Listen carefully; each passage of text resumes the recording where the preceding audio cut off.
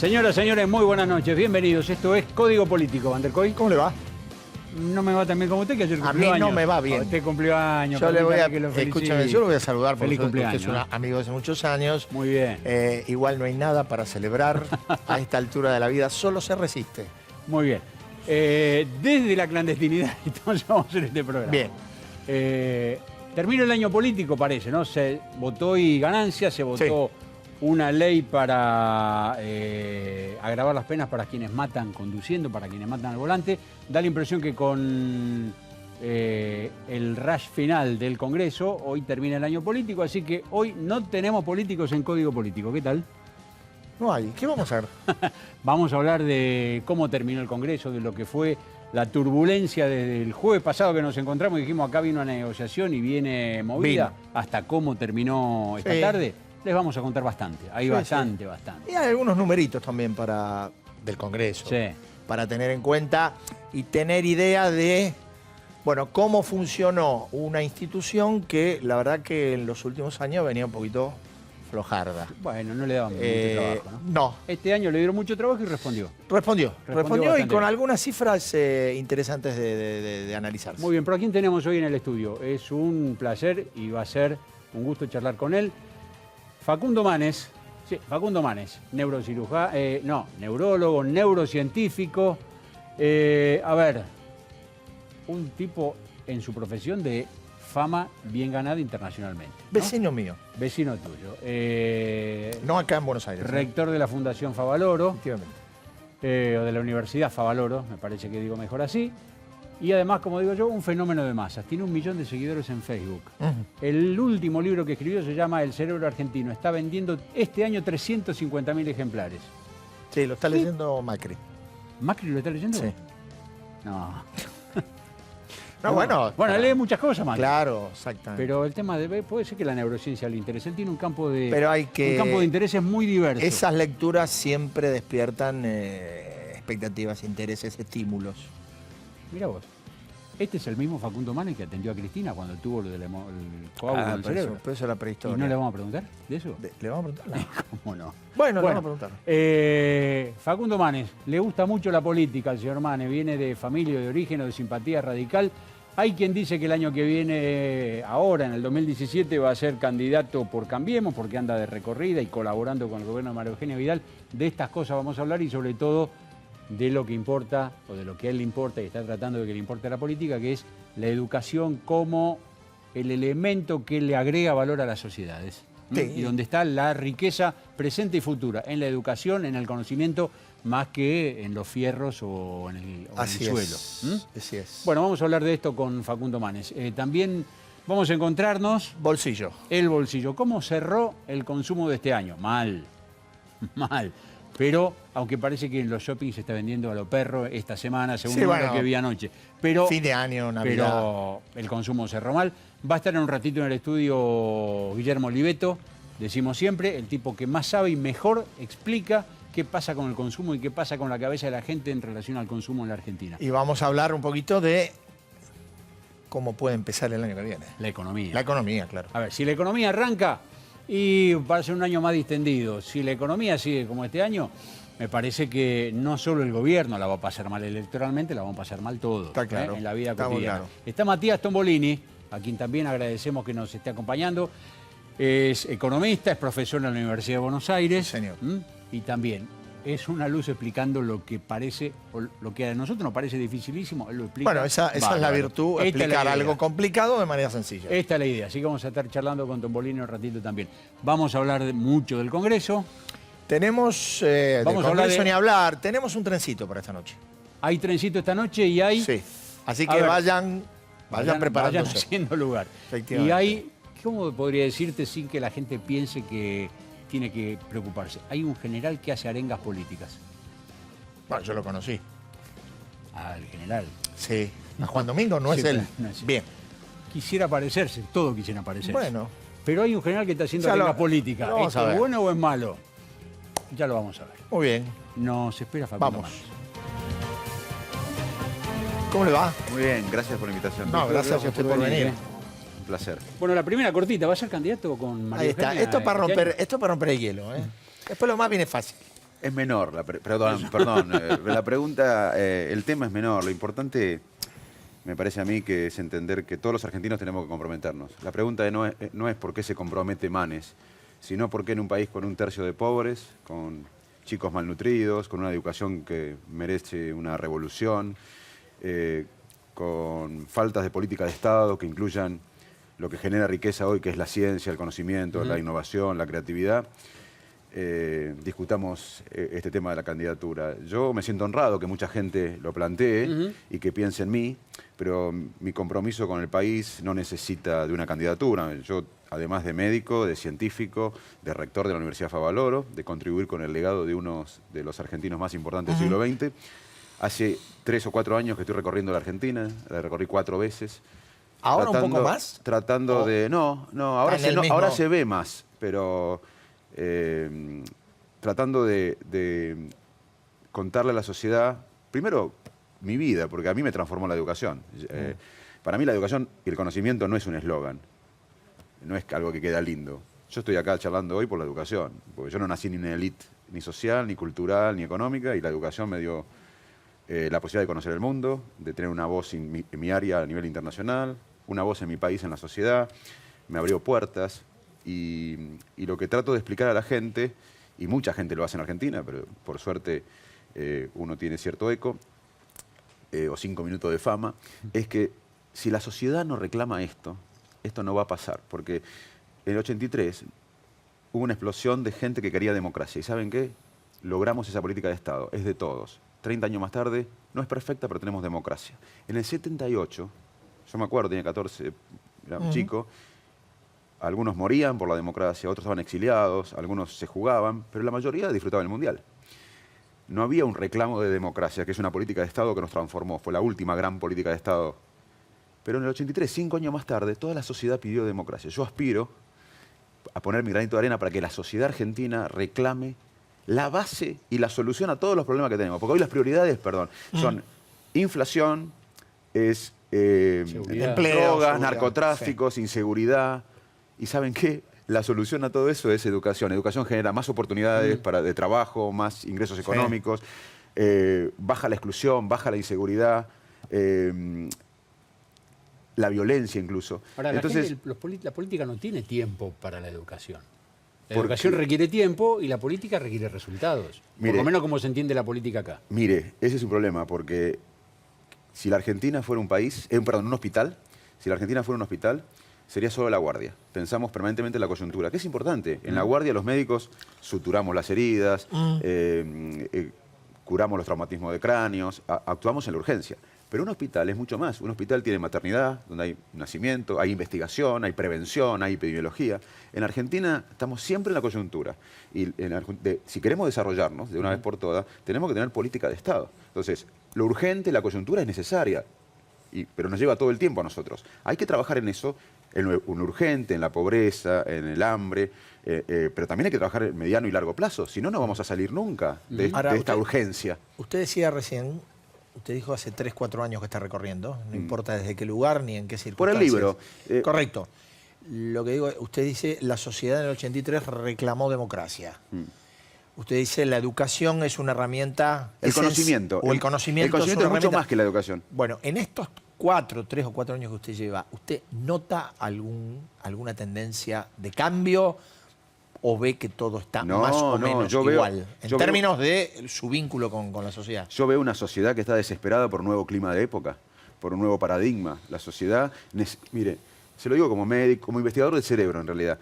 Los seres humanos necesitamos propósito en la vida. Más allá de lo material, necesitamos vivir por un propósito.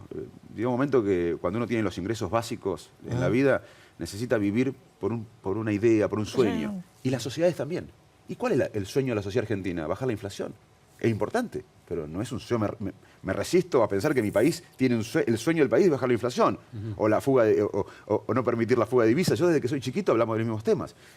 En el 83 tuvimos un sueño, un clima de época, un paradigma. Ahora tiene que ser el conocimiento, que es mucho más que la educación, porque el conocimiento incluye cuidar los cerebros. En Argentina hay gente con malnutrición, hay chicos con malnutrición, hay gente que vive en la pobreza produce un impuesto mental. Es revolucionar la educación, claramente, pero además es instituciones fuertes, es creatividad, apoyo a la investigación, poner la investigación como matriz del Estado, que la investigación, que la ciencia y la tecnología crucen todos los ministerios. Eso es lo que nos necesitamos. Entonces, yo creo que la sociedad está desesperada por un paradigma. Yo trato de convencer lo que es pero si la sociedad tiene otro, bienvenido. Lo que estoy seguro es que necesitamos un propósito como país, no solo vivir en la coyuntura. Bueno, pero usted, de lo que yo deduzco de lo que usted dice, es que la sociedad está a la búsqueda, no lo tiene. No, cuando uno le cuenta esto, mire, yo le voy a contar una anécdota. Hace 3 años, yo no soy muy conocido, pero antes era menos conocido, hace 3 años, y en Corrientes me levantaron de la siesta porque a las 7 de la tarde de la charla, pero a las 5 ya estaba lleno el club, el microestadio, y había varias colas de gente y yo tuve que ir, me pidieron que vaya a saludar a los organizadores para que no se enoje la gente que no podía entrar.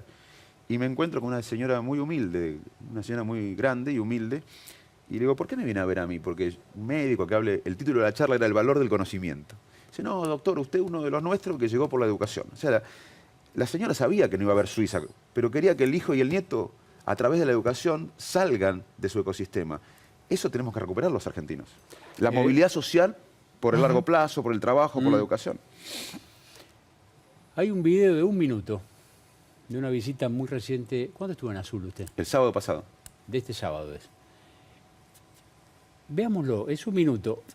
Uno puede pensar unas cuantas cosas después de ver a Manes en Azul el sábado pasado. A ver, 1 minuto. Cuando llegaba la democracia y Alfonsín había sido electo presidente, le dijo, señor presidente, me dijo,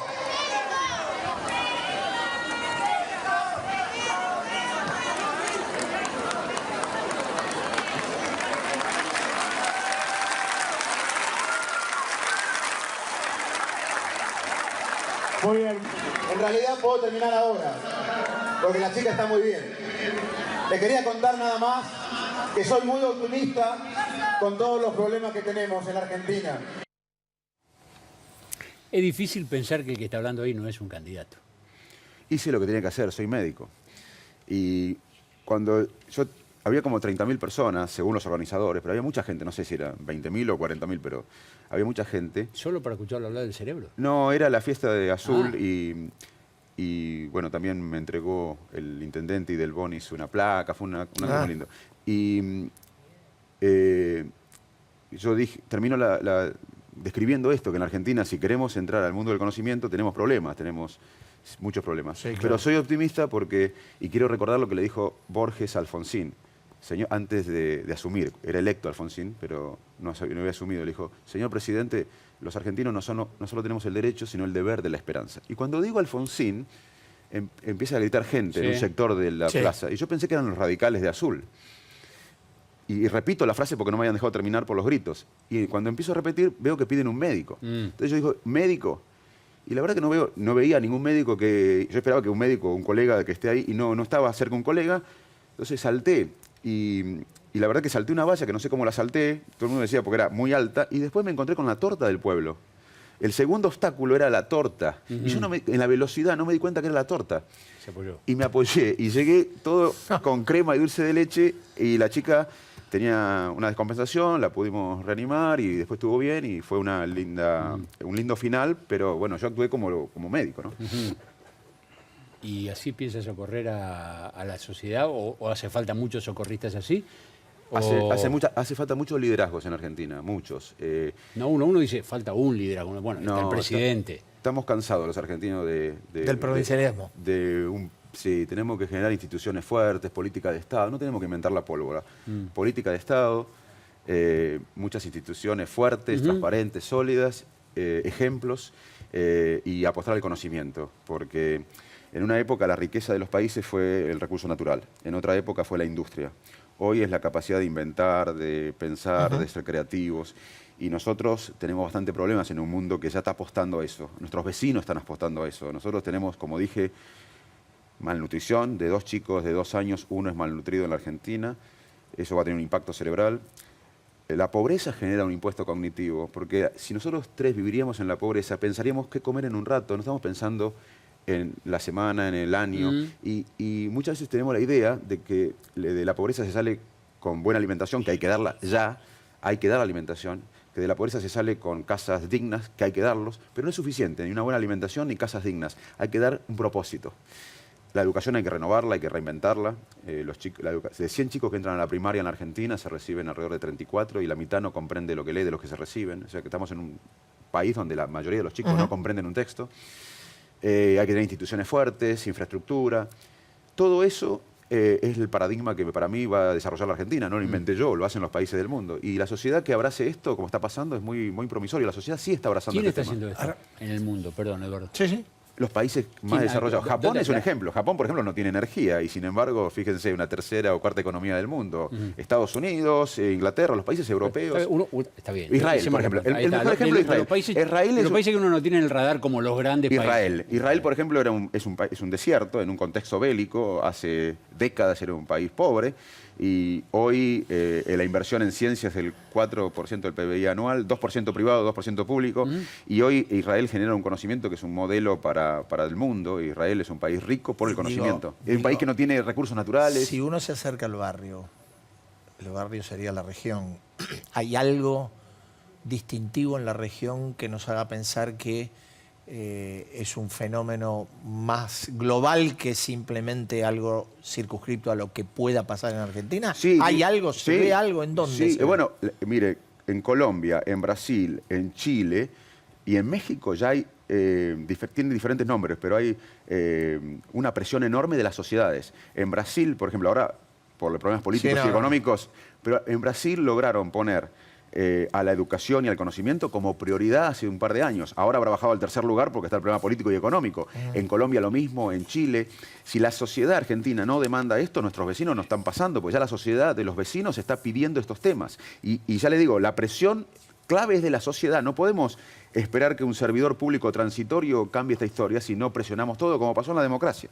¿Usted cree que, a ver, no le voy a pedir ninguna definición política, pero digo, ¿usted cree o percibe que en este año de cambio algo se insinúa que puede cambiar? ¿O todavía hay un camino, para percibir eso todavía queda un camino muy largo? Yo creo que el gobierno ha puesto líbido, por ejemplo, en insertar la Argentina en el mundo. Realmente ha puesto energía ahí. Que el mundo ha cambiado después es otro tema, pero... Y va a seguir cambiando. Está bien, pero ha puesto energía, se lo vio claramente. Ha puesto energía en bajar la inflación. Si los resultados son buenos o malos, lo definirán los expertos. Yo creo que hace falta una mayor energía en la ciencia que atraviese todas las barreras del Estado, en la educación, en la salud. Y espero que sea el próximo desafío del gobierno. También creo que el paciente que recibió era un paciente complicado. Yo, para graficar lo que yo veo es que el año pasado se recibió un paciente que estaba a punto de infartarse, a punto de tener un infarto masivo del corazón. Este gobierno evitó el infarto, pero no le explicó al paciente bien que estaba por tener un infarto. Y el paciente sigue con ciertos síntomas. Entonces, me parece que tenemos que abocarnos a estos temas con mucha energía. Y depende no de un ministro, no de un gabinete, no de un presidente, por más buen intencionado que sea, ni honestos y valientes. Depende de toda la sociedad y que el gobierno también se deje ayudar. No vamos a terminar sin preguntarle a Cristina. ¿Vos preguntarle? Yo después le pregunto a Cristina. No, yo le digo, a propósito de lo que usted dice, ¿no suena contradictorio lo que usted plantea y algunos episodios que uno está viviendo en los últimos días, las últimas semanas, con el conflicto en el CONICET, con la protesta de los científicos, con los límites para los cupos de ingresos de los investigadores? ¿No le hace ruido eso? Sí, para mí... Yo no soy contradictorio, porque yo pienso que el presidente... No lo dije por usted, dije entre lo que usted decía y lo que está ocurriendo. Bueno, mire, gracias por la pregunta. Hussein decía, una vez un periodista le preguntó a Hussein, doctor Hussein, ¿Argentina no es un país demasiado pobre para invertir en investigación? Y Hussein dice, justamente, porque somos pobres, tenemos que invertir en investigación. Los países desarrollados e inclusivos no son desarrollados e inclusivos y luego como hobby hacen ciencia, innovación y educación. Son desarrollados e inclusivos porque hay inversión en ciencia, educación e innovación.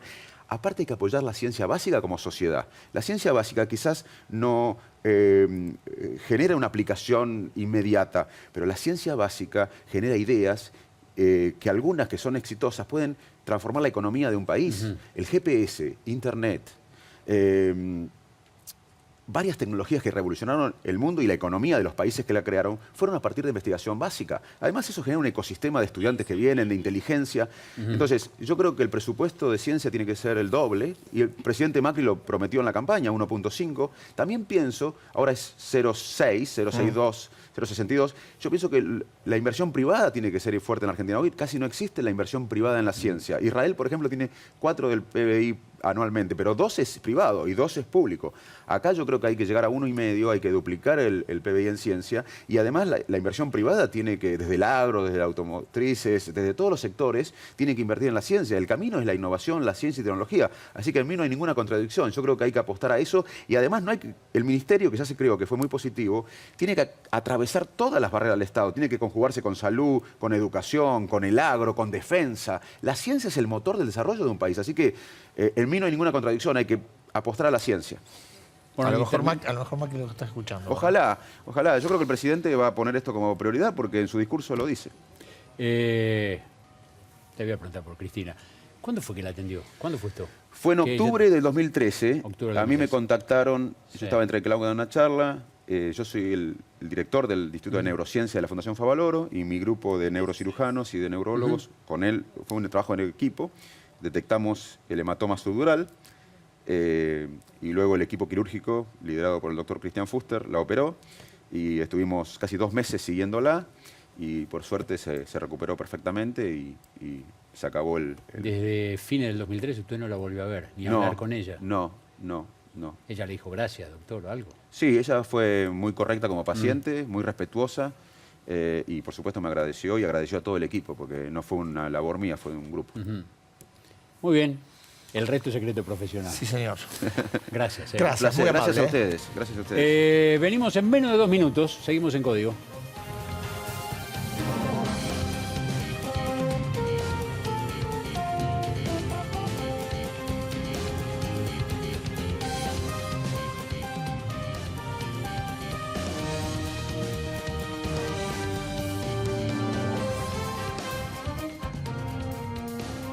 Cuando elegís un Fiat, también elegís ayudar. Porque con la compra de tu 0 kilómetro, estás colaborando con diferentes organizaciones que ayudan a los que más lo necesitan. Un Fiat, una ayuda. En primavera, florecen nuestras percepciones, buscando ese lugar donde te permitís ser vos. En la Universidad de Palermo buscamos alumnos originales, con ideas, únicos. Universidad de Palermo, otra forma de estudiar. Anímate a emprender. Entra en buenosaires.gov.ar/emprendedores. Buenos Aires Ciudad. ¡Vamos, Buenos Aires! Junto al mar, las cataratas, montañas, ríos y en modernas ciudades, nuestros hoteles le dan siempre la bienvenida. Sheraton Argentina. Al dengue, zika y chikungunya le ganamos entre todos. Eliminemos los criaderos de mosquitos de nuestras casas. Entérate de todo lo que podés hacer entrando a salud.gov.ar. Buenos Aires, provincia. Donde vos estás, ahí también está DAO Argentina. Este verano, disfruta de la ciudad de Córdoba. Parques, museos, teatros, shoppings. Te esperamos. Municipalidad de Córdoba. Pharmacity. La salud también se contagia. London Supply Group. Desde 1942, forjando el futuro de nuestro país. Auspicia. Gobierno de la provincia de Córdoba. Entre todos. La Estampa. Ristorante italiano. Un banco presente junto a todos los argentinos. Banco Nación. AFARTE, Asociación de Fábricas Argentinas Terminales de Electrónica, comprometidos con el desarrollo tecnológico argentino.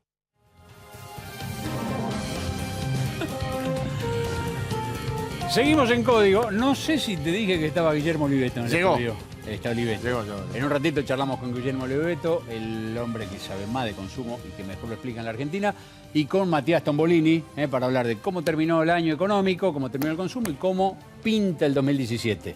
Eso es lo que quiero saber yo. Eso es lo que vos querés saber porque tenés que decidir. Quiero invertir, inversiones, claro, efectivamente. Tenés un excedente de éxito que no sabes dónde tremendo, poner. tremendo. Bueno, muy bien. Vamos a hacer esto que se llama picado fino. Ahí va. Preséntelo, Dire. Let me take a selfie.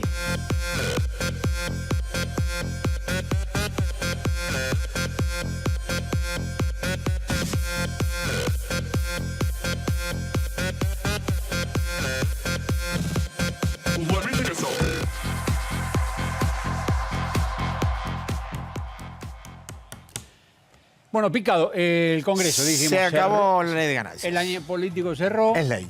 Es ley. Digo, cerró en la Argentina. Hoy es 22.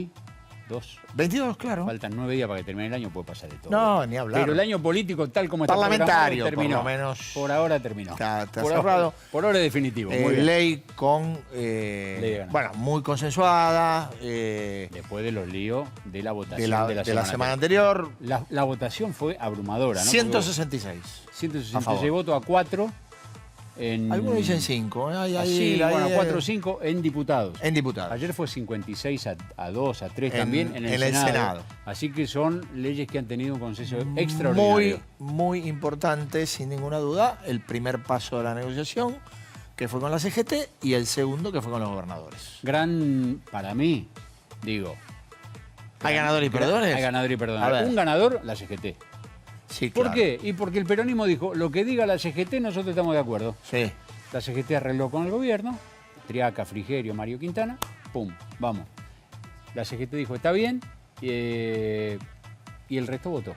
Sí, yo creo que hay algunos gobernadores también salieron bien, ¿eh? No, primero la CGT porque todo el peronismo dijo lo que hace la CGT. Así los es. gobernadores que habían tenido fisura de control en diputados cerraron mucho mejor. Y protegieron su Senado. platita también, ¿no? Su plata, claramente. A ver, lo que consiguió el gobierno es que los gobernadores dijeran, muchachos, vamos a cuidar la nuestra. Así es.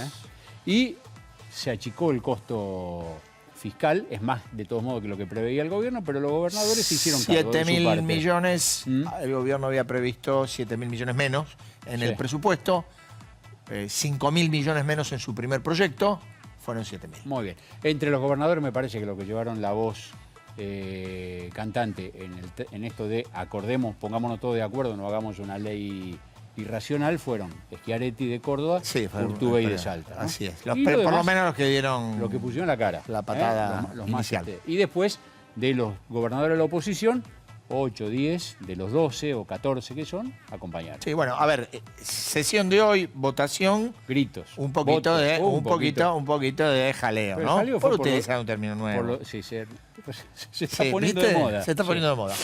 Un poco de jaleo que no tuvo nada que ver con ganancias. No, con Milagro Sala. Tuvo que ver con Milagro Sala. Con juicio en Jujuy. Y con lo que pasó ayer con la acción violenta de algunos policías contra la diputada Mayra Mendoza. Que fue repudiado, aún por los que criticaron. No, totalmente. Lo que pasa es que cuando se quiso, y fue el diputado Mario Negri, que quiso exponer el repudio a lo que había ocurrido en Jujuy, ahí se armó, se pararon mucho. Lo vi a Eduardo de Pedro, estaba sacado. ¿Eduardo de Pedro? Sí. Bueno, a ver, lo que fue es una actuación muy intensa del sector camporista del bloque del Frente para la Victoria, que fue después el que se retiró, ¿no? Se retiraron. En el debate, te digo, Mario Negri, el radical de Córdoba, que dirige el interbloque de Cambiemos, le pegó una felpeada. Sí. Excesiva, creo yo. Puede decir porque llegó hasta Luder. Le terminó tirando a todo el peronismo en conjunto. Acá el negocio era, los muchachos dijeron, no es a todo, no, es para ellos nada más. Ahí algunos cuentan, le pegó con la autoamnistía de Luder. Algunos cuentan que entre Máximo y Eduardo de Pedro se consultaban quién era Luder. ¿Quién era Luder? Sí, Luder, dice. ¿Y qué era la autoamnistía? ¿Qué vino después de Rivadavia? No estaban muy... Porque a veces los muchachos llegaron hasta el 70. Claro. Sin contar Isabel López Rega, eso no lo contaron. No, llegaron porque hasta el 70, no existieron, y después retomaron en el 2003 a partir de mayo. Antes tampoco. No. Bueno, el asunto es que hubo gritos, hubo votos. Los bloques del kirchnerismo no participaron, fueron los que se opusieron. Algunos se opusieron con la abstención, yéndose o no participando. El bloque del Frente para la Victoria se fisuró un poquito ahí en diputados porque hubo 4 o 5 diputados que votaron a favor de la ley. Entre ellos José Luis Gioja. Efectivamente, presidente del PJ. Así es, en sus ratos libres, porque su mayor tiempo lo ocupa siendo diputado. El PJ le sobra, así que con los ratos libres le sobra. Yo te diría que es un club de cuadra, ni de barrio, a esta altura, digo como sello, es ¿no? una banda de garage, sin ninguna duda es el movimiento más amplio que tiene el país, pero está un poquito acotado. El vicepresidente, que es Daniel, está ocupado con explicar. No, intrusos, muchos intrusos. Scioli está ocupado y está explicando. de gira. A ver, Gioja no vota con el kirchnerismo y Scioli está explicando. Está explicando otras cosas. Está mal el PJ. Un datito interesante, cerrando el año parlamentario y sin contar lo que votó Senado ayer, diputados hoy. 94 leyes aprobadas por las dos cámaras. 94. Ahora, bastante. hay un datito. Para un gobierno que no tiene mayoría, o sea que no se hace lo que quiere el oficialismo, es bastante. Bueno, otro datito. ¿Cuántas de esas leyes fueron promovidas por el Poder Ejecutivo? ¿De cuántas? De 94. 60. No, por el Ejecutivo, 30. El 4 punto y algo por ciento, menos del 5%. Ah, miércoles. Y las demás salieron del consenso. De los acuerdos, efectivamente. Bueno, fue un buen año parlamentario. Fue un buen año, sí. Un buen año y además porque se construyó gobernabilidad del Parlamento. Fue muy responsable la oposición y fue sensato el gobierno en saber que había cosas que o las hacía por acuerdo o no las hacía. Bueno, ojalá sigan así. La necesidad como virtud. Sí, señor. Bien, pasemos a... Tenemos, bueno, a ver. Bueno, lo que decíamos, no hay que inquietarse, no hay que volverse loco, pero en la Argentina hay un general que está haciendo arenga política. Lo tenemos detectado y acá lo vamos a exponer a la luz del público. A verla. Director. Esa unidad básica es lo que faltó. Por eso perdimos la última elección, porque las unidades básicas no trabajaron. Nos dejamos estar, hay que volver a tomar contacto con el pueblo. Y yo digo, el pueblo argentino está esperando que este gran movimiento nacional justicialista, este gran movimiento se una y saque al pueblo argentino de esta podredumbre que está pasando hoy en día. Caramba, general. Qué palabrita, podredumbre. Sí. Es el general César Milani. ¿Qué era? ¿Una cabina telefónica? Estaban haciendo el acto, había 4. No. Era un acto. Bueno, es era un acto. En una unidad básica de Loma de Zamora. Tiene mucho futuro el peronismo con gente como Milani. ¿Con Milani? Le va a ir bomba, por decir una palabra. Esto fue un acto el domingo en Loma de Zamora. Milani se entusiasmó enormemente. Todavía no le habían avisado que va a tener que ir a declaración indagatoria, paso previo al procesamiento, por la desaparición del soldado Ledo cuando él estaba en La Rioja en la dictadura militar, cosa que quienes pusieron a Milani en su cargo y después lo sacaron, prolijamente olvidaron porque en el relato no entraba. Sí, igual esta parte de Milani no entraba. Él ya fue procesado por un problema de que no pudo, lo decíamos la semana pasada, no pudo aplicar la docena de media luna que tenía en la cocina. El patrimonio no le cierra con los ingresos que tiene. Bueno, el general Milani, un general con arenga política, qué sé yo, no sé si el peronismo irá por este camino que propone el general. No, me parece que no está en buena orientación. Pero anda con Guillermo Moreno. Quiere decir que alguna conexión debe tener. Y los Panchos. Bueno, vamos a pasear. Hablando de militares, seguridad y uniformes, hubo fiesta de fin de año en el Ministerio de Seguridad, en la calle Helium, bellísimo en la isla, bellísimo barrio de la ciudad de Buenos Aires. ¿Estuvo batallón militante? No, batallón militante era de... Está muy bien, está muy bien. Ahora hay otro batallón. Fíjate la fiesta en seguridad con Patricia Bullrich, el trencito de Patricia, a ver.